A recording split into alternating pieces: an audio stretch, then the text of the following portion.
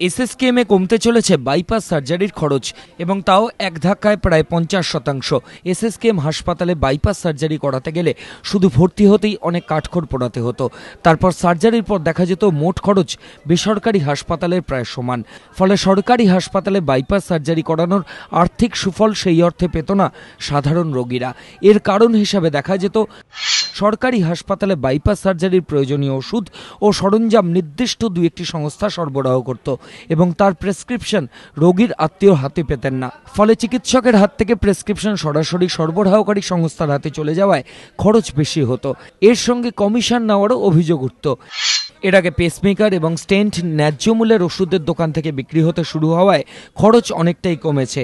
SSKM হাসপাতাল কর্তৃপক্ষ এবার সিদ্ধান্ত নিয়েছে প্রেসক্রিপশন সরাসরি রোগীর আত্মীয়ের হাতে তুলে দিতে হবে এবং রোগীর আত্মীয়রা হাসপাতালে ন্যায্য মূল্যের ওষুধের দোকান থেকে সরাসরি ওষুধ ও সরঞ্জামের প্যাকেজ কিনতে পারবেন। হাসপাতাল কর্তৃপক্ষ মনে করছেন এতে বাইপাস সার্জারিতে খরচ কমবে প্রায় অর্ধেক।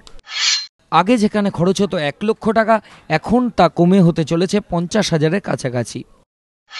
কার্ডিওথোরাসিক সার্জারিতে বাইপাস সার্জারি ক্ষেত্রে আমাদের যে এস্টিমেট দিয়ে দেওয়া হয় সেটা নিয়ে গিয়ে কতিপয় কোম্পানি তারা সাপ্লাই করতো এবং তাতে টোটাল যে এস্টিমেটটা সেটা প্রায় 1 লাখের থেকেও অনেক সময় ছাড়িয়ে যেত বা আশেপাশে।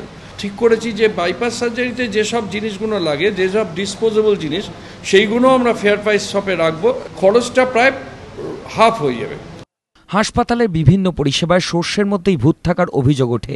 বাইপাস সার্জারি করতে এসে সর্বশান্ত হয়েও রোগীকে বাঁচিয়ে বাড়ি ফিরতে পারেন না অনেকে। এই খরচ কমার প্যাকেজ গুণগত মানের দিক থেকে আদৌ কতটা রোগীর স্বার্থে কাজে লাগবে তা বলবে সময়ই। নিমাই পান্ডা, এবিপি আনন্দ, কলকাতা।